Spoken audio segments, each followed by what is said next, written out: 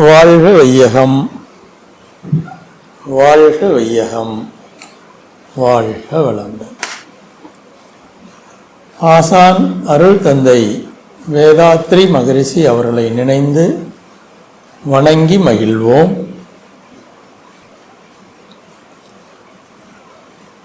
அருள் தந்தை அவர்கள் காட்டிய மனவளக்கலை வழியில் வாழ்வில் வெற்றி பெறுவதற்கு மன ஓர்மை எவ்வாறு உதவி செய்யும் என்பது குறித்து இன்று நாம் சிந்திக்கலாம். பொதுவாக எல்லோருமே வாழ்க்கையில் வெற்றி அடையணும் என்று தான் விரும்புவாங்க. அந்த வெற்றி என்ன என்பதில் ஒவ்வொருத்தருக்கும் ஒரு இலக்கு இருக்கும்.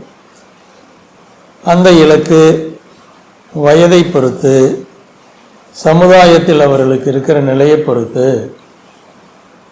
கொஞ்சம் அவங்கவுங்க நிர்ணயிச்சுக்குவாங்க. அப்போ வெற்றி அடையணும்னா முதல்ல என்ன வேணும் அப்படின்னா இலக்கு வேணும். இலக்கு இருந்தால் தானே அந்த இலக்கு அடைந்தால் வெற்றி அடைஞ்சிட்டு தான் சொல்லலாம். ரொம்ப எளிய உதாரணம், பள்ளிக்கூடத்தில் படிக்கும்போது ஓட்டப்பந்தயத்தில் கலந்துக்கிட்டு இருந்தீங்கன்னா அது ஓட்டப்பந்தயத்தில் முதல்ல வந்துட்டால் ஒரு பரிசு தருவாங்க. அப்போ அது இலக்கு, குறைந்த நேரம், தெரிந்த தூரம், எந்த கவனச்சிதறல்களும் இல்லை. ஏதாவது வேற நினைக்கிறதுக்கு நேரம் இருக்குங்களா? 100 மீட்டர் பந்தயத்தில் ஒருத்தர் ஜெயிக்கிறாருன்னு வச்சுக்குவோம். அவர் வேற எதையாவது நினைக்கிறதுக்கு நேரம் இருக்குமா? நொடிக்கணக்கில் தானே ஓடி முடிப்பாங்க. அப்போது இதே மராத்தான் இருக்கு இல்லையா, 10,000 மீட்டர் அல்லது இன்னும் கொஞ்சம் கூட கூட ஓடுறாங்க. அதில் பார்த்தீங்கன்னா கொஞ்சம் கவனச்சிதறல்கள்லாம் இருக்கும். ஏன்னா நேரம் அதிகம், தூரம் அதிகம், வழியில் கவனச்சிதறல்கள் இருக்கும். இப்போ 100 மீட்டரில் ஜெயிக்கிறவங்க மராத்தானில் 10,000 மீட்டரில் ஜெயிப்பாங்களா? அப்படி எதுவும் ரெக்கார்டை காணோம். 100 மீட்டரில் ஜெயிக்கிறவங்க 100 மீட்டரில் தான் ஓடி ஓடி ஜெயிக்கிறாங்க. 10,000 மீட்டர் ஓடுறவங்க 10,000 மீட்டரில் தான் ஓடி ஜெயிக்கிறாங்க. 10,000 மீட்டர்லாம் ஓடி ஜெயிக்கிறவங்க யாருன்னு பார்த்தீங்கன்னா பெரும்பாலும் ரொம்ப ஒல்லியாக இருக்கிறவங்க தான் ஓடுறாங்க. 10,000 மீட்டர் ஓட இப்போ இந்த ஒலிம்பிக் சமயத்தில் பார்த்தீங்கன்னா எலும்பு பிடிச்சிருக்கிற சதை தான் இருக்குது அவங்களுக்கு. ஆனால் 100 மீட்டரில் ஓடுறவங்களாம் நல்ல சதை பற்றோடு இருக்கிறவங்களும் ஓடுறாங்க. சரி, அப்போது கவனம் மாறாமல் இருந்ததுன்னா வெற்றி அடையலாம். சரி, நமக்கு சின்ன வயசுலேருந்து வெற்றி அடைவதற்கான பழக்கம் இருக்குதுங்க. ஏன்னா நம்ம எல்லாருமே படிக்கும்போது அந்த கிளாஸில் பாஸ் பண்ணணும் அப்படிங்கிறது ஒரு இலக்கு இருக்குது. அந்த இலக்கு பல காரணங்களால் சிலருக்கு சுலபமாக இருக்குது, சிலருக்கு கொஞ்சம் கடினமாக இருக்குது. இப்போ சில சந்தர்ப்பங்கள் எல்லாமே பாஸ்ன்றாங்க. இந்த 2 வருஷத்துக்கு முன்னாடி கொரோனா பிரச்சனை இருந்ததுனால, கோவிட் இருந்ததுனால எல்லாரும் பாஸ்ன்ட்டாங்க. இந்த எல்லாரும் பாஸ்ன்னு சொன்னதுனால அவங்களுக்கு இலக்கு இல்லாமல் போயிடுச்சு. அதனால் இப்போ ஆசிரியர்கள் சொல்கிறாங்க, இப்போ தாங்க கொஞ்சம் கொஞ்சமாக பசங்க கொஞ்சம் படிக்க ஆரம்பிச்சிருக்காங்க.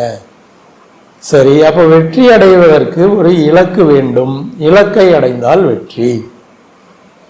அப்போ நாம் வாழ்க்கையில் எப்படி இலக்கு வச்சுக்கிறது?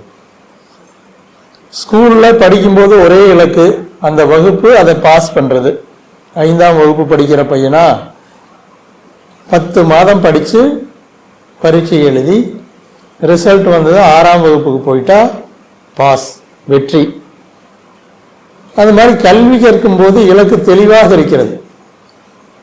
கல்வி கற்றாகிவிட்டது, அப்போ ஒரு இலக்கு தெளிவாக இருக்கும்.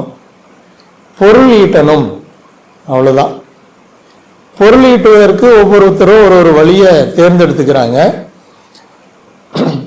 அதில் இந்த வேலைக்கு போகிறவங்களுக்கு வழி கொஞ்சம் சுலபம். எப்படிங்கன்னா அவங்களுக்கு வேலை கிடைக்கிற வரைக்கும் தான் ஒரு இலக்கு இருக்கும், வேலை வேணும் வேலை வேணும்ன்ட்டு. வேலை கிடைச்சிட்டா மாதம் மாதம் சம்பளம் வந்துடும். அப்போ அவங்களுக்கும் இலக்கு சுலபந்தான். அதுலேயும் சிரமம் இருக்குது. நல்ல பேர் வாங்கலின்னா வீட்டுக்கு போங்கன்றவாங்க. அது மாதிரி நல்ல பேர் வாங்கணும். அப்படி அந்த இலக்கு கொஞ்சம் கொஞ்சம் ப்ராடாக இருக்கும். இந்த வேலைக்கு போகாத ஏற்கனவே இருந்த தொழிலோ அல்லது சொந்தமாக தொழில் செய்தோ பொருள் ஈட்டுபவர்களுக்கு கொஞ்சம் இலக்கு கடினமான இலக்கு. ஏன்னா போட்டி அதிகம். அப்பா அம்மா காலத்திலேயே ஏதாவது ஒரு தொழிலை செஞ்சு எஸ்டாப்ளிஷ் ஆகியிருந்தா ஓகே. இல்லைன்னா இன்னைக்கு என்ன செஞ்சால் பொருள் ஈட்டலாம் அப்படிங்கிறது ஒரு பெரிய கேள்வியாக இருக்குது. ஆனால் எல்லோரும் பொருள் ஈட்டிக்கிட்டு தான் இருக்காங்க.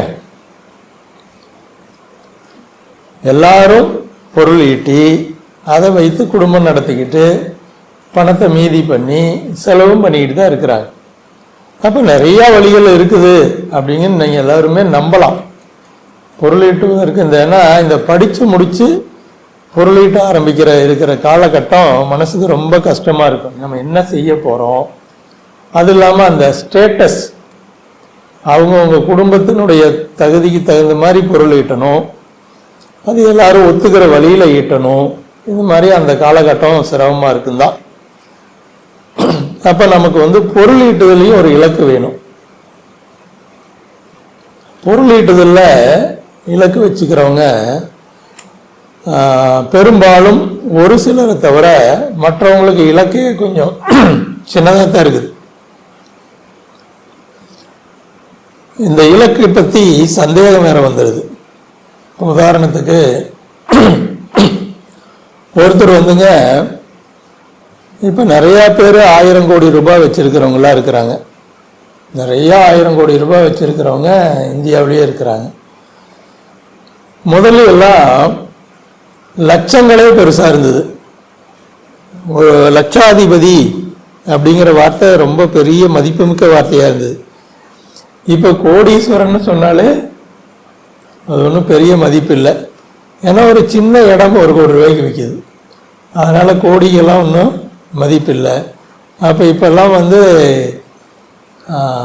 மல்டிபிள்ஸ் ஆஃப் க்ரோர்ஸ், 100 கோடி இருந்தால் வேணால் கொஞ்சம் மதிப்பாங்களோ என்னமோ, 1000 கோடி இப்படியெல்லாம் இருந்தால் தான் மரியாதை மதிப்புன்னு போச்சு.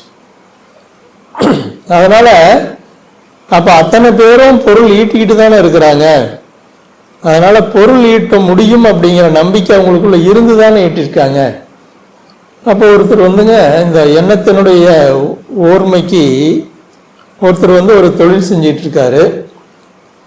அவருக்கு மாத வருமானம் 10 கோடினா அவர் மாதம் 10 கோடி நாம் சம்பாதிக்க முடியும் அப்படின்னு அந்த தொழில் அமைஞ்சதுக்கு அப்புறம் நினைப்பாரு தானே. அதில் ஏதாவது சந்தேகம் இருக்குமா? கணக்கு பார்க்குறாங்கல்ல, சில பேர் மாதம் மாதம் கணக்கு பார்ப்பாங்க, சில பேர் வருடம் ஒரு முறை தான் பார்ப்பாங்க. நான் தொழிலில் பெரிய அளவில் போகையில் மாதம் மாதம் கணக்கு பார்த்து தான் ஆகணும். அப்போ போன மாதம் தொழில் செஞ்சு 10 கோடி ரூபாய் வந்திருந்தது. அந்த மாதிரி ஒரு வருடமாக 10 கோடி ரூபாய் வந்துக்கிட்டு தான் இருக்குது. அப்படின்னா அவருக்கு 10 கோடி ரூபாய் சம்பாதிக்கணுங்கிறதுல ஏதாவது மனசில் சந்தேகம் வருமா? சந்தேகம் வராது. அப்போ சந்தேகம் இல்லாத எண்ணம் செயலாகிறது. நம்ம முதலே இந்த திருக்குறள் பார்த்துருக்கிறோம். எண்ணியாங்கு எய்துவர் எண்ணியர் திண்ணியராக பெறின். அப்போ சந்தேகம் இல்லாமல் ஒரு மனசில் 10 கோடி ரூபாய் ரெகுலராக சம்பாதிச்சுட்டு இருக்கிறவங்களுக்கு எது சந்தேகம் வருது? ஒருத்தர் 10 லட்சம் சம்பாதிச்சுட்டு இருக்கார். அவருக்கு மனசுக்குள்ள 10 கோடி சம்பாதிக்கணும்னா அது எண்ணமா ஆசையா? அது அவரை பொறுத்த வரைக்கும் என்னங்க, ஒரு எண்ணம் அப்படின்னு சொல்ல முடியாது. அது அவரை பொறுத்த வரைக்கும் ஆசை. அப்போ ஆசைன்னு மனசு பாகுபாடு செய்யும் போதே மனசுக்குள்ள அந்த ஒருமுகத்தன்மை இருக்காது. என்னாகும்? எப்படி சம்பாதிப்பது, சம்பாதிக்க முடியுமா முடியாதா, இப்படியெல்லாம் சந்தேகம் வந்துடும். அப்போ அங்கே திண்ணிய எண்ணம் இருக்காது. அப்போ திண்ணிய எண்ணம் இல்லாதப்போ அந்த காரியம் நடக்கிறதுல சிக்கல்கள் இருக்கு. சரி, இந்த இது பொருளாதார ரீதியா பார்த்தோம். இது இல்லாம வாழ்க்கையில் எத்தனையோ குறிக்கோள் இருக்கு இல்லைங்களா? நம்ம சங்கல்பம் சொல்றோம் இல்லையா? அந்த சங்கல்பத்துக்கு முதல் தடவை தியானம் கற்றுக் கொடுக்கல விளக்கம் சொல்றோம். அப்புறம் காலத்தால் அதனுடைய முழு அர்த்தத்தை நம்ம நினைச்சு பார்க்கணும். பார்க்கறது இல்லை. அருட்பேராற்றல் கருணையினால் உடல் நலம், நீலாயுள், நிறை செல்வம், உயர்ப்புகள், மெய்ஞானம், ஓங்கி வாழ்வேன் அப்படின்னு சங்கல்பம் சொல்றோம். இந்த சங்கல்பத்து பேர்ல நமக்கு நம்பிக்கை நல்லா இருந்ததுன்னு வச்சுக்கோங்க, நம்ம உடல் நலத்தை பத்தி நமக்கு மனசுக்குள்ள பயம் வருமா? இந்த கோவிட் சமயத்துல யாரெல்லாம் பாதிக்கப்பட்டாங்கன்னு பார்த்தீங்கன்னா மனசுக்குள்ள ரொம்ப பயம் இருந்தவங்க தான் பாதிச்சாங்க. எப்பவுமே பய உணர்வு ஒருமுகப்பட்டு வரும். தைரியத்தை விட சாதாரண மக்களுக்கு சில பேருக்கு தைரியம் பலமா இருக்கும், ஆனா நிறைய பேருக்கு எது பலமா இருக்கும்? பயம்தான் பலமா இருக்கும். அப்போ கோவிட் சமயத்துல நிறைய பேருடைய பயம்தான் அவங்களுக்கு நிறைய சிக்கல்களை கொடுத்தது. எல்லாம் வல்ல இறையாற்றல் தான் இந்த உலகத்துல எல்லாவற்றையும் செயலுக்கு விளைவாக நடத்தி கொண்டிருக்கிறது அப்படிங்கிறதுல முழு நம்பிக்கை இருந்தா நம்ம உடல்நலம் நிச்சயமா நல்லா இருக்குங்கிற தைரியம் இருக்கும். அப்படி இல்லாமல் போனதுனால பயத்தினால நிறைய பேர் நிறைய கஷ்டப்பட்டாங்க பல வகையில. அப்ப இந்த சங்கல்பம் நீங்க உணர்ந்து சொன்னீங்கன்னா உங்களுடைய உடல் நலத்தை அந்த சங்கல்பமே பார்த்து கொள்ளும். அருட்பேராற்றல் கருணையினால் நான் நல்ல உடல் நலத்தோடு வாழ்வேன் அப்படிங்கிறது உங்க மனசு புரிஞ்சுக்கிருச்சு, அதை நல்லா தெரிஞ்சுக்கிருச்சுன்னா மனசுக்குள்ள பயம் வராது. அப்ப நீங்க எவ்வளவு காலமா தவம் பண்றீங்க, எவ்வளவு காலமா அந்த சங்கல்பத்தை சொல்றீங்க, அப்ப அந்த சங்கல்பத்தோட வலு இருக்குமில்ல. அப்போ சாமிஜி என்ன சொல்றாங்க? எண்ணத்தின் வலிமை இயற்கையே எண்ணத்தில் அடங்கி போகும். எண்ணமே இயற்கை சக்தி, செயற்கை சக்தியை விட மீறின சக்தின்னு தெரியும். எண்ணமே இயற்கை சக்தியை விட பெரிய சக்தின்னு சொல்றாங்க. அப்ப நீங்க அந்த சங்கல்பத்தை ஒவ்வொரு நாள் தவத்திலும் அந்த 5ஐயும் அதனுடைய இலக்கு. இப்போ உடல் நலத்தோட வாழ்றேன்னா உடல் நலத்துக்கு என்ன இலக்கு நம்ம பார்த்தோம், முதலே ஒரு நாள் பார்த்தோம். உடம்பை பத்தியே நினைக்காம இருக்கிறது தான் உடல் நலத்துக்கு இலக்கு. அப்போ உடம்பை பத்தியே நினைக்காத அளவுக்கு நான் ஆரோக்கியமா இருப்பேன் அப்படின்னு ஒரு இலக்கு வச்சுக்கிட்டீங்கன்னா அந்த இலக்கு உங்க மனசுக்குள்ள நம்ம சொல்ற சங்கல்பத்தில் அருட்பேராற்றலின் கருணையினால், அருட்பேராற்றலினுடைய அளவு என்ன, அது கருணை என்ன, அது நமக்கு எப்படி புரிஞ்சுக்கிறது? அருட்பேராற்றலினுடைய வலிமை எல்லையற்றது. இந்த பிரபஞ்சம் முழுவதையும் தோற்றுவித்து காத்து கொண்டு இருக்கிற பெரிய சக்தி. அப்ப நம்ம அந்த அளவுக்கு அதை நம்புறோமா? நம்பி அதை வலுவா சொன்னோம்னா நமக்கு எந்த மருந்தும் தேவையில்லை. அந்த சங்கல்பமே அதை கொண்டு சரி செஞ்சிடும். உடல் நலம், அதே போலதான் ஆயுள், நீண்ட ஆயுள். அப்புறம் செல்வத்துல நிறை செல்வம் அப்படின்னா செல்வம் இல்லாதனால ஒரு நல்ல காரியம் நின்று போச்சுங்கிற குறை இல்லாத அளவுக்கு நிறை செல்வம். அந்த நிறை செல்வம் நல்ல காரியங்களை செய்யறதுனால கிடைக்கிற புகழ். அப்புறம் எல்லாம் வல்ல இறைநிலையிலிருந்து மனித மனம் வரைக்கும் இருக்கிற அந்த தன்மாற்றத்தை உணர்ந்து சொந்த அறிவா கொண்டு வர்றது பிரம்மஞானம். இதெல்லாம் எனக்கு கிடைக்கட்டும்னு தான் நம்ம தினம் சங்கல்பம் சொல்றோம். அது ஒருமுகப்பட்டு சொன்னோம்னா அது எல்லாம் கிடைக்கும். ரெண்டாவது நம்பிக்கை. இப்ப இதில் எல்லாத்துலயும் என்னங்கன்னா ஆக்கினை தவம் செய்யும் போது உங்களுக்கு கிடைக்கிற முதல் நன்மை என்னன்னா தவம் செஞ்ச உடனே உங்க மனசுல இருக்கிற எண்ணத்தை பார்க்கிற தன்மை கிடைக்குது. அப்போ உங்களுக்குள்ள நீங்க இந்த சங்கல்பம் சொல்றீங்க அல்லது இப்படி எல்லாம் வாழ்க்கையில வெற்றி அடையணும்னு நினைக்கிறீங்க. அதுக்கு பொருத்தமில்லாம முரணான அல்லது பயப்படுத்துகின்ற எண்ணம் வந்ததுன்னு வச்சுக்கோங்க, அதை நீங்க தவத்துல கண்டுபிடிக்கலாம். நீங்க உட்கார்ந்து தவம் செய்யும் போது எந்த எண்ணம் வருகிறதோ அது பெரும்பாலும் நமக்குள்ள இருக்கிற அழுத்தமான எண்ணமா தான் இருக்கும். நீங்க உட்கார்ந்து தவம் செய்றீங்க, புருவ மத்தியில் கவனிக்கிறீங்க. ஆக்கினையில் தவம் சொல்கிறோம். இங்கே தவம் செஞ்சுக்கிட்டு இருக்கிறீங்க. தவம் செஞ்சுக்கிட்டு இருக்கிறதுக்கு இடையில ஒரு எண்ணம் வரும். எண்ணமே வராமல் தவம் சித்தி ஆகிறவங்க ரொம்ப குறைவு. அந்த எண்ணம் வரும்போது எந்த எண்ணம் வரும் அப்படின்னு பார்த்தீங்கன்னா, உங்களுடைய குறிக்கோளுக்கு இடையூறாக ஏதாவது பயம் இருந்ததுன்னு வச்சுக்கோங்க, அந்த எண்ணம் தான் வரும். அப்ப அந்த எண்ணத்தை நீங்க கண்டுபிடிச்சு அதுக்கு நேர் எதிரான நல்ல எண்ணத்தை வலுவா நினைக்கணும். சாமிஜி என்ன சொல்றாங்க, இந்த சங்கல்பத்துக்கூட உங்க வாழ்க்கையின் நன்மைக்கு உயர்வுக்கு தேவையான சங்கல்பத்தை கூட்டிக் கொள்ளலாம் சொல்லியிருக்கிறாங்க. அப்ப நீங்க அந்த சங்கல்பத்தை மட்டும் வார்த்தைகளை கரெக்டா அமைச்சுக்கணும். உதாரணமா சாமிஜி என்ன சொல்லுவாங்கன்னா, அந்த விளைவுகளை கணிச்சு செய்யணும்னு வச்சுக்கங்களேன். அவங்க இந்த தொழில்துறையில ஒரு காலத்துல தொழில்துறையை விட்டுட்டு அப்புறம் ஒட்டுமொத்தமா சமுதாய சேவைக்கு போகணும் அப்படின்னு அவங்க நினைச்சிருக்கிறாங்க. எல்லாம் அந்த வேலைக்கு போறவங்க ரிட்டையர் ஆகிற மாதிரி. அப்ப அது எப்படி நடந்ததுன்னு நீங்க வாழ்க்கை வரலாற்றை படிச்சு பார்த்தீங்கன்னா அதுலயே சொல்லியிருப்பாங்க. பிஸ்னஸ் டோட்டலாக க்ளோஸ் ஆயிடுச்சு. பிஸ்னஸ் இருந்தால் தானே அவங்க பிஸ்னஸை பார்த்துட்டு இருப்பாங்க. அது சந்தோஷமான முறையில் க்ளோஸ் ஆகல. அதுதான் சிக்கலங்க. 2ஆம் உலக போரில் எல்லாம் கடன் ஆகி அதுக்கு மேலே தொழிலை நடத்த முடியாத சூழல் க்ளோஸ் ஆயிடுச்சு. ஆனால் அவங்க நினச்சது தான் நடந்தது. என்ன? தொழிலை விட்டுட்டு சேவையை செய்ய வேண்டும்.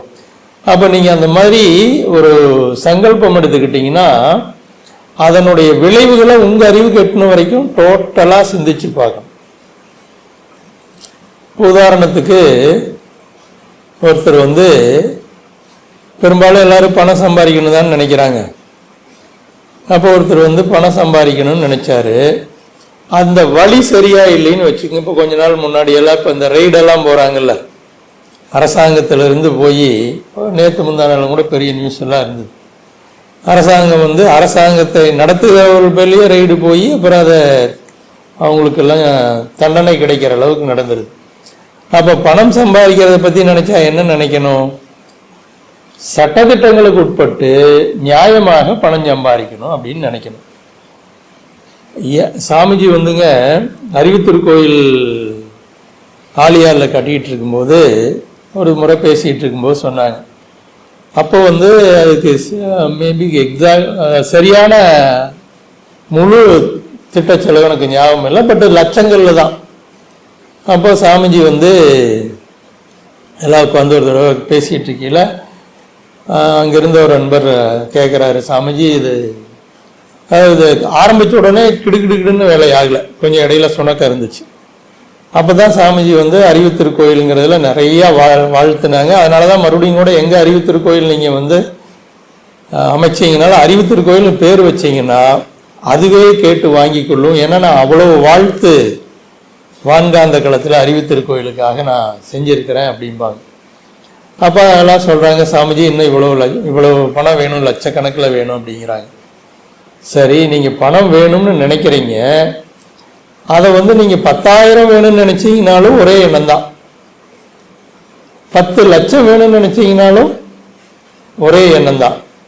ஆனால் 10,000 வேணும்னு நினைச்சீங்கன்னா உங்க மனசு நம்பும். 10 லட்சம் வேணும்னு நினைச்சா மனசு நம்பாது.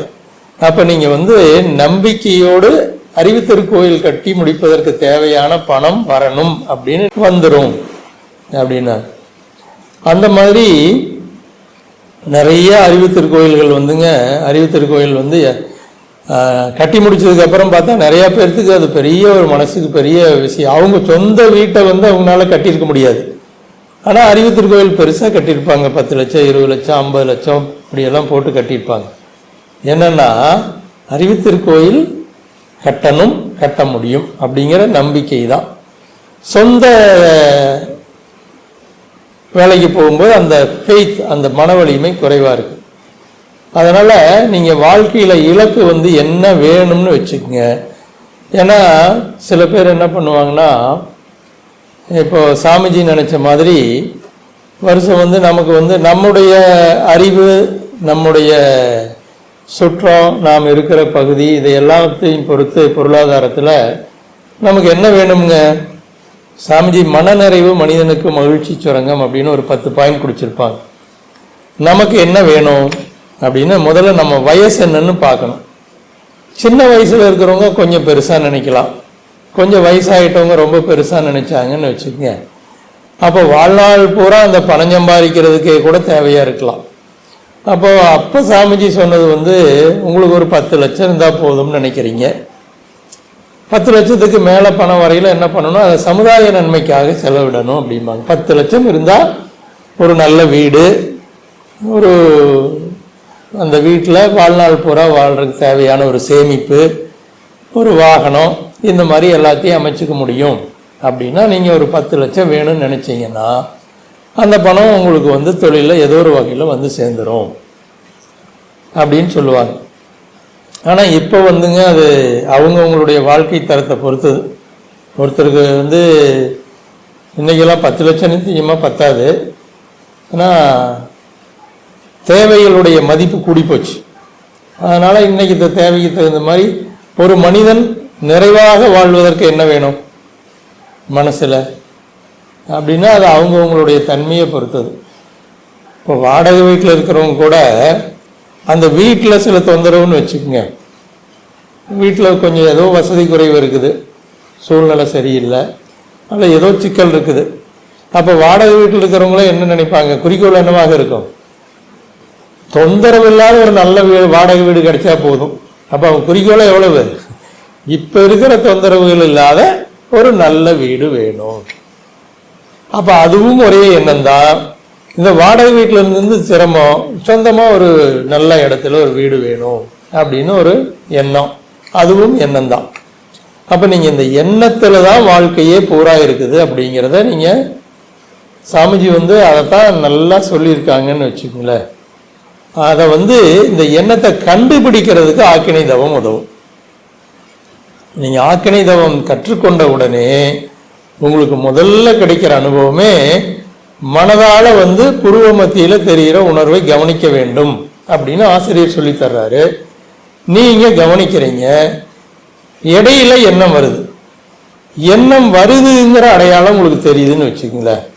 அப்போ எண்ணம் வருதுங்கிற அடையாளம் தெரிஞ்ச உடனே அந்த எண்ணத்தை நீங்கள் மறுபடியும் எடுத்து ஆராய்ச்சி பண்ணி அதனுடைய விளைவு என்ன வரும், நன்மையா தீமையா தேவையாங்கிறதெல்லாம் பின்னாடி அகத்தாய் பயிற்சியில் நம்ம பார்க்குறோம். அப்போ அகத்தாய் பயிற்சியில் போய் நம்ம எண்ணம் ஆராய்தல் செய்யணும்னா ஆக்கினை தவம் செய்யும் போதே எண்ணங்களை கண்டுபிடிக்கிற பக்குவத்தையும் திறமையும் நம்ம வளர்த்துக்கணும்னு வச்சுக்கங்களேன். அப்போ எண்ணங்களை கண்டுபிடிக்கிற திறமையை வளர்த்துக்கிட்டோம்னா நம்முடைய எண்ணம் நம்முடைய வாழ்க்கைக்கு நன்மை தரக்கூடியதாக இருக்குதா அல்லது நமக்கு பயமாகவே இருக்குதா?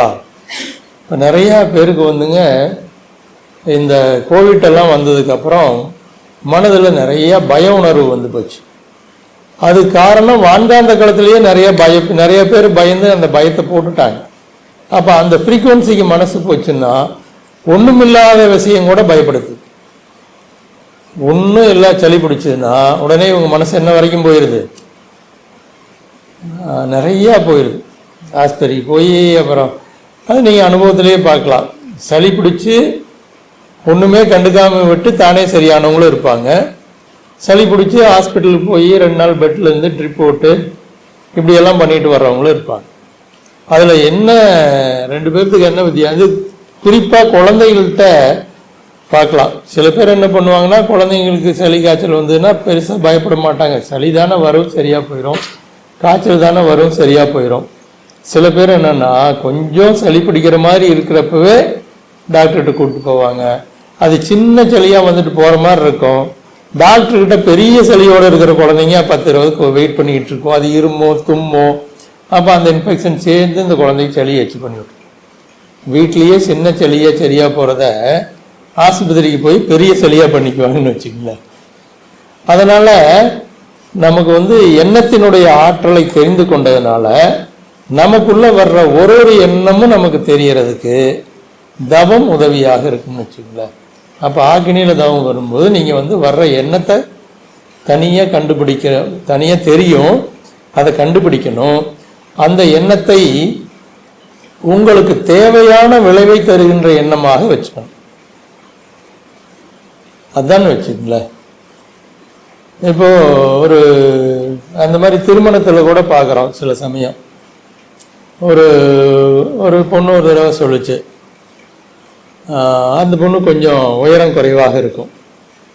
அப்போ அது சின்ன வயசுலேருந்து என்னென்னா, தனக்கு அடுத்த ஜென்ரேஷன்லாம் உயரமாக இருக்கணும், அப்போ தனக்கு உயரமான கணவன் வரணும். அப்போ அது மனசுக்குள்ளே என்ன நினச்சிது, ஒன்றே ஒன்று தான் நினச்சிது, உயரமான கணவன் வேணும். அப்போ உயரமான கணவன் மட்டும் வந்துட்டா போதுமா, மற்றதெல்லாம் வேண்டியது இல்லையா? குடும்பத்தை நடத்துறதுக்கு தேவையான பொருள் சம்பாதிக்க தெரியணும். முதல்ல அந்த பொண்ணை சந்தோஷமா வச்சிருக்கிற மற்ற எது எப்படி இருந்தாலும் அந்த கணவன் என்னை வாழ்நாள் முழுவதும் நல்லா வச்சிருக்கணும்னு நினைக்கணும் இல்லையா? அதை நினைக்காம விட்டுட்டு கணவன் மட்டும் உயரமா இருந்து நாளைக்கு வந்ததுலேருந்து சண்டை போட்டுட்டு மிரட்டிட்டு இருந்தா, இந்த மாதிரி நம்ம நினைக்கிற எண்ணத்துக்கு வந்துங்க அந்த முழு அளவுல நம்ம தேவைகளை, அதனாலதான் சாமிஜி வந்து சங்கல்பத்தில் இந்த 5 வச்சிருக்கிறாங்க. ஒன்னே ஒன்று வச்சிருக்கலாம் இல்லை. அது இல்லாமல் நமக்கு ஃப்ரீடமும் கொடுக்குறாங்க. நீங்கள் இன்னும் உங்களுக்கு ஏதாவது தேவைன்னா அந்த காரியம் முடிகிற வரைக்கும் நீங்கள் அதை ஒரு சங்கல்பமாக சில தடவைகள் சொல்லிக்கலாம். அப்போ இந்த கருத்தை நீங்கள் வாழ்க்கையில் செயல்படுத்தி பார்க்கணும். நிறையா பேருக்கு இந்த அறிமுக வகுப்புல இது ரொம்ப நடந்தது அப்படின்னு எல்லாம் வந்து சொல்கிறாங்க.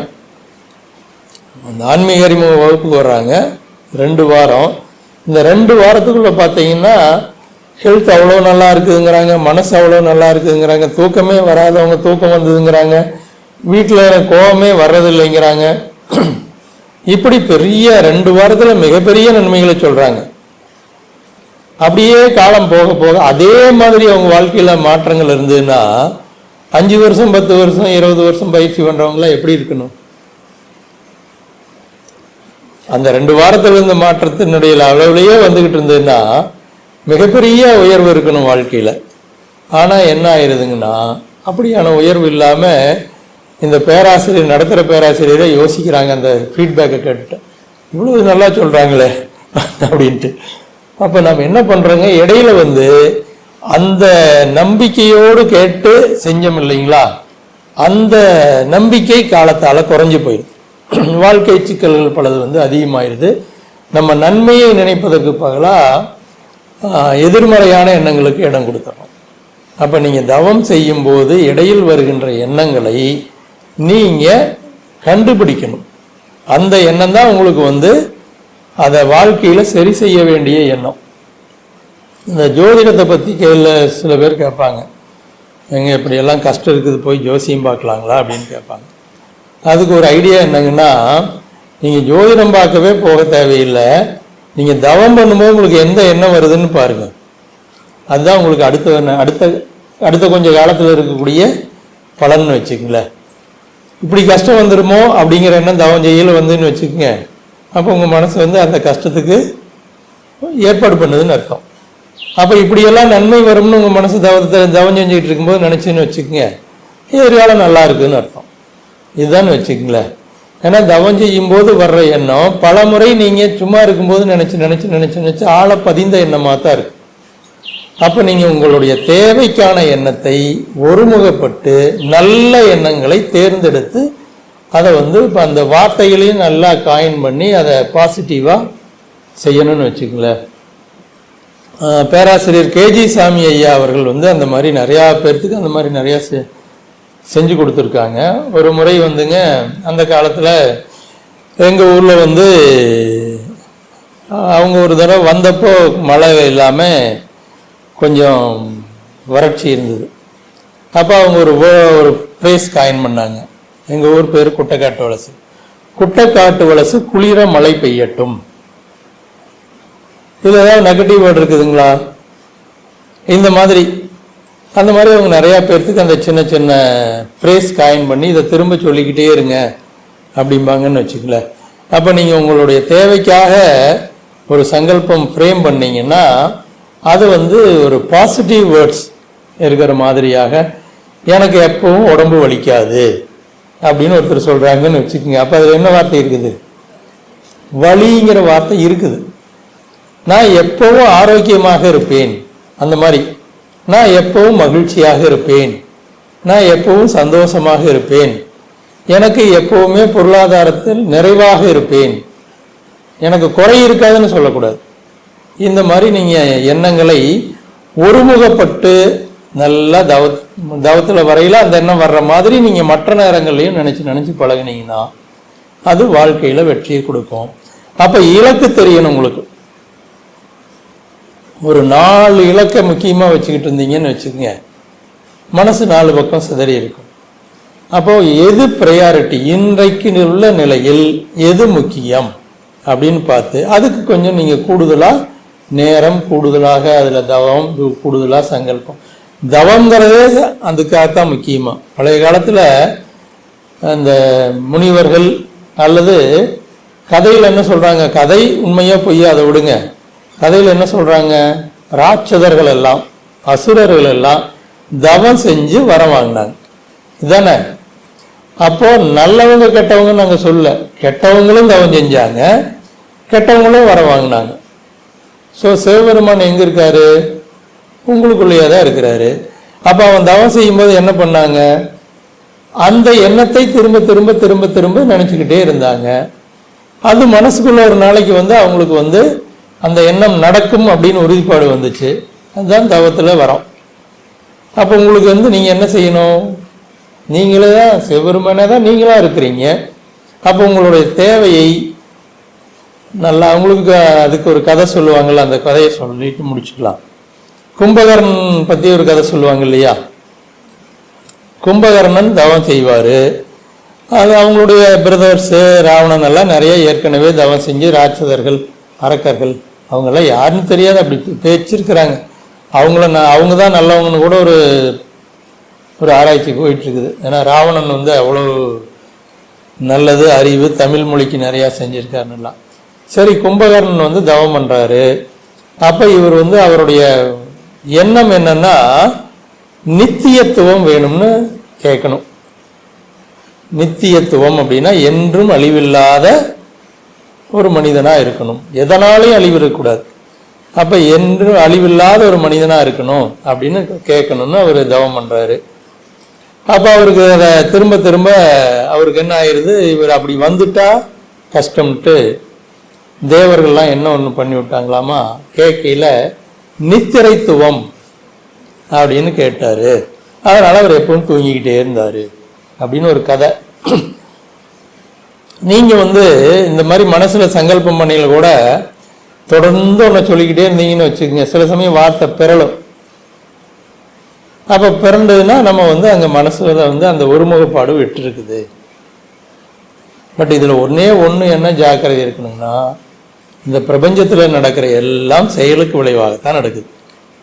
அதனால் நீங்கள் எண்ணத்தில் முதல்ல சங்கல்பம் போடவில்லையே, அந்த எண்ணம் செயலாக மலர்ந்தால் விளைவு தனக்கோ பிறருக்கோ தற்காலத்திலோ பிற்காலத்திலோ உடலுக்கோ உயிருக்கோ மனதுக்கோ நன்மை செய்வதாக இருக்க வேண்டும்.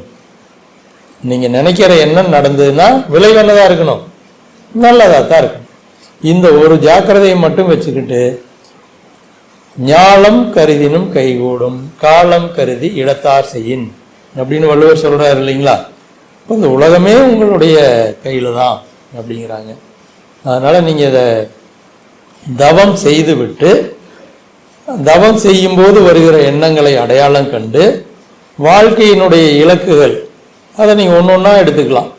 இலக்கு வெற்றி பெறுவது, இலக்கை அடைவது தான் வெற்றிங்கிறத புரிஞ்சுக்கிட்டு கரெக்டாக செஞ்சீங்கன்னா மனவள கலைஞர்கள் எல்லோருமே வாழ்க்கையில் வெற்றி பெற்றவர்களாக வாழ முடியும் அப்படின்னு இன்றைய சிந்தனையை வச்சுக்கலாங்க. உங்களுடைய இந்த கேட்டல் இந்த சிந்தனைக்கு வித்தாக அமைந்தது. அனைவருக்கும் நன்றி.